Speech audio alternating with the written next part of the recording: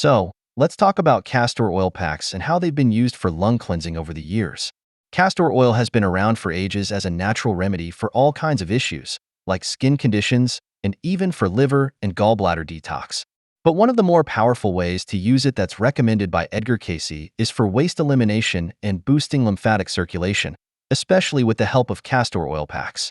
These days, millions of people are making their own homemade castor oil packs to help pull toxins out of places like the uterus, digestive system, liver, and of course, the lungs. The best part is, making these packs isn't expensive, but there's a crucial part to remember. Make sure you're using organic, cold-pressed castor oil. Don't skimp on this. Cheaper, chemically extracted oils won't do the trick. They mess with the natural compounds that make castor oil so effective.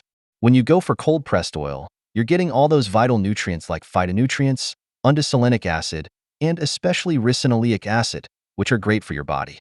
Now, for the rest of the ingredients, you'll probably have most of them already lying around at home. So here's what you need to gather.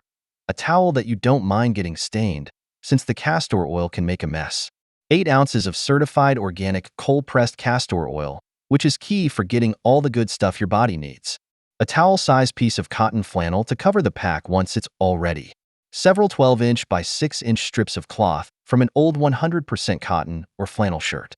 A rubber heating pad, make sure it's rubber, not cloth, because that works best for this. Now, here's how to do it. First things first, castor oil stains.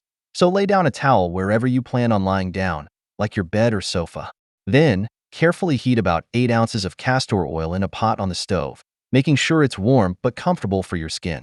Once it's all warmed up, soak those 12-inch by 6-inch cloth strips in the oil. Be careful not to spill it as you move things around. After soaking the cloth, bring the pot to the place where you'll be relaxing.